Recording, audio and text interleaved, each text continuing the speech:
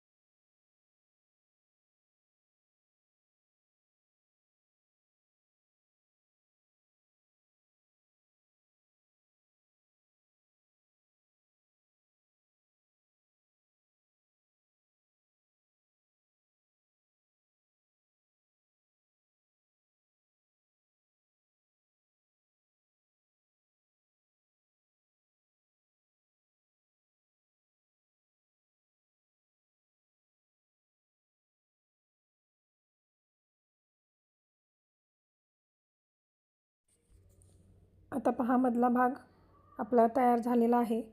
आता आपण बटरफ्लायचे पंख तयार करणार। त्यासाठी पंखांना सुद्धा आपण याच पद्धतीने चेन स्टिचची डिझाईन करून घेणार आहोत। तुम्ही जितकी बारीक चेन स्टिच कराल तितकंच तुमचं फिनिशिंग खूप छान दिसेल। चेन स्टिच मोठी केली तर ते दिसायलासुद्धा चांगलं दिसणार नाही आणि फिनिशिंगसुद्धा वाटणार नाही। त्यासाठी तुम्ही चेन स्टिचची भरपूर प्रॅक्टिस करा, म्हणजे तुमचीसुद्धा चेन स्टिच अगदी बारीक आणि फिनिशिंगमध्ये येईल। आता इथे पहा, हा असा कर्व आहे, तर तो आपण त्याच पद्धतीने चेन स्टिचने कवर करून घेणार आहोत। आणि इथे हा जो कॉर्नर आहे, कॉर्नरला याआधीसुद्धा सांगितलेलं आहे की कॉर्नरला आपल्याला एक चेन स्टिच बाहेर घ्यायचा असतो, अगदी छोटासा चेन स्टिच, आणि त्यानंतर आतल्या बाजूला पुन्हा ती कंटिन्यू करत जायचं असतं। हे पहा, अशा पद्धतीनं जिथं जिथं आपल्या डिझाईनमध्ये कॉर्नर येत असेल तिथं तिथं आपल्याला कॉर्नरच्या बाहेर एक छोटासा चेन स्टिचचा टाका घेऊन पुन्हा आतल्या बाजूने ती डिझाईन कवर करत जायचं आहे, म्हणजे आपली फिनिशिंग खूप छान येईल आणि टोकसुद्धा दिसून येईल.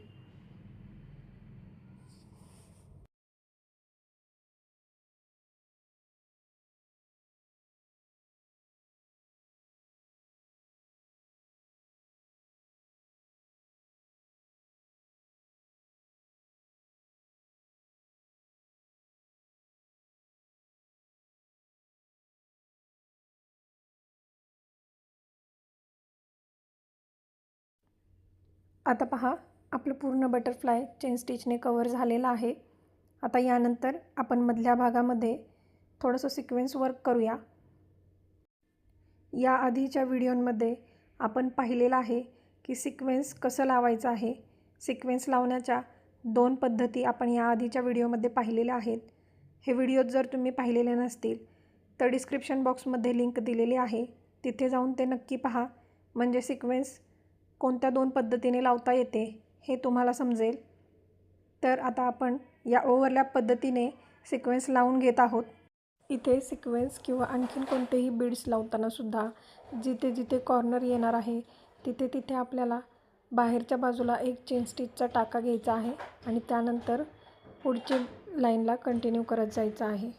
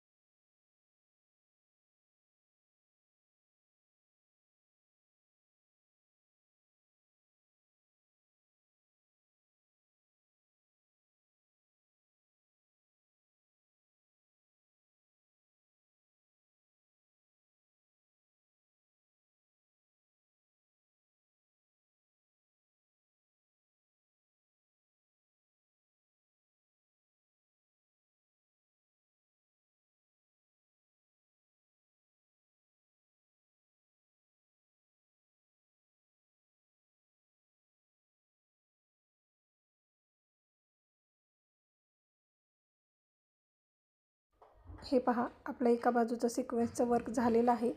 याच पद्धतीने आपण दुसऱ्या बाजूला सुद्धा सिक्वेन्स लावून घेणार आणि त्याच्यानंतर याच्या बाजूने शुगर बीड्स आणि चेन स्टिच याचा वापर करून एक बॉर्डर लाईन काढून घेणार.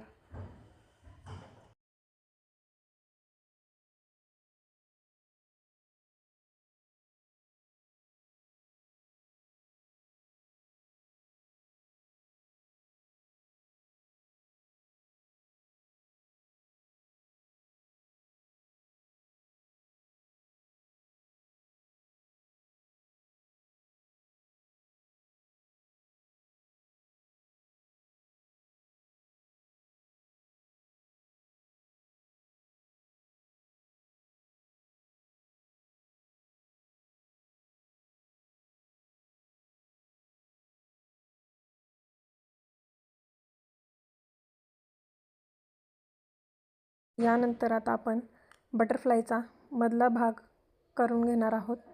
त्यासाठी मध्ये एक चेन स्टिच घातलेली आहे, म्हणजे त्याच्यावरती आपल्याला डोळे लावता येतील आणि त्याच्या खाली आता आपण डिझाईन करणार आहोत. त्यासाठी आपण इथे कट पाईप्सचा वापर करणार आहोत. या पद्धतीनं चेन स्टिच आणि कट पाईप्स यांचा वापर करून या पद्धतीनं ही बॉर्डर लाईन करून घेणार आहोत आणि त्याच्यानंतर मध्यभागी आपण बीड्स लोडिंग कसं करायचं ते पाहणार आहोत. त्यामुळे व्हिडिओ स्किप न करता पहा, कारण हा नवीन भाग आहे ज्याच्यामध्ये आपण बीड्स लोडिंग कसं करायचं ते पाहणार आहोत. तुम्ही त्याऐवजी दुसरे कोणतेही शुगर बीड्स किंवा मोती वापरून सुद्धा हे लोडिंग करू शकता.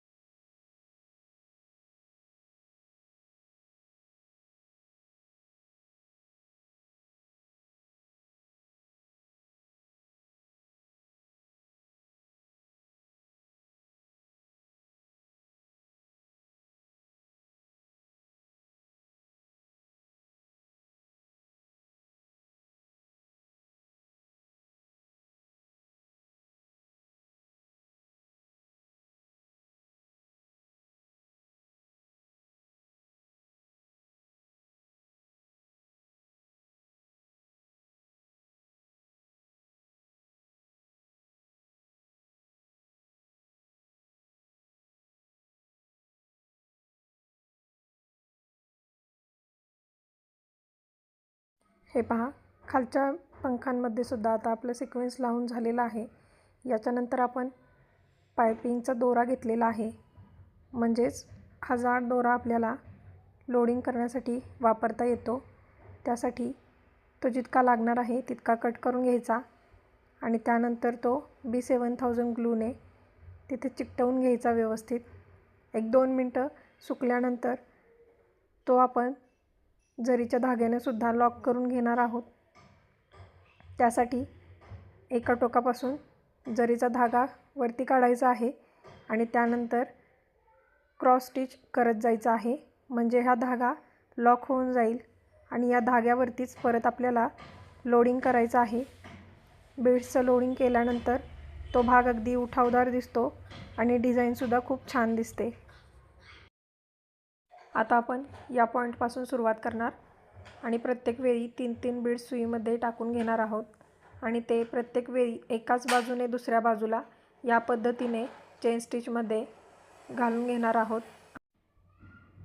आणि आता इथे एक चेन स्टिचचा टाका टाकून परत आपण पुन्हा एक चेन स्टिचचा टाका घेणार आहोत.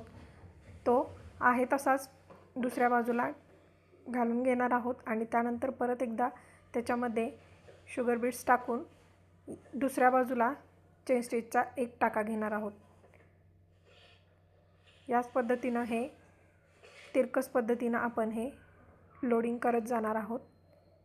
कोणत्याही भरीव डिझाईन्स करण्यासाठी या लोडिंगचा वापर तुम्ही करू शकता किंवा ब्लाऊजची जी लायनिंग आहे किंवा पायपिंग आहे तीसुद्धा तुम्ही या लोडिंगने करू शकता. ती दिसायला खूप उठावदार आणि खूप सुंदर दिसते. यामध्ये तुम्ही वेगवेगळ्या कलर्सचे शुगर बीड्स वापरूनसुद्धा हे करू शकता किंवा कट पाईप्सचे जे छोटे बीड्स आहेत ते सुद्धा यामध्ये खूप छान दिसतात किंवा मोती आणि गोल्डन बीड्स यांचं कॉम्बिनेशन करूनसुद्धा तुम्ही हे बनवू शकता.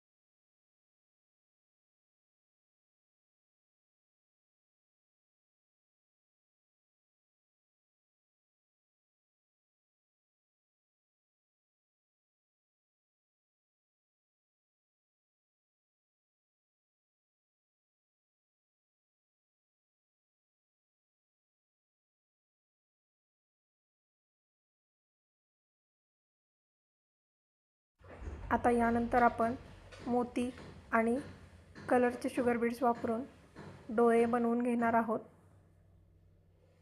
त्यानंतर हे आपलं बटरफ्लायचं डिझाईन कंप्लीट होईल. याचप्रमाणे तुम्हाला आणखीन काही डिझाईन्स पाहायच्या असतील किंवा आरी वर्कचे बेसिक्स समजून घ्यायचे असेल तर आपले व्हिडिओज नक्की पाहत राहा आणि चॅनलला सबस्क्राईब करायला मात्र विसरू नका. लाईक करा, शेअर करा, सबस्क्राईब करा. आता भेटूया एका नवीन व्हिडिओमध्ये. तोपर्यंत धन्यवाद.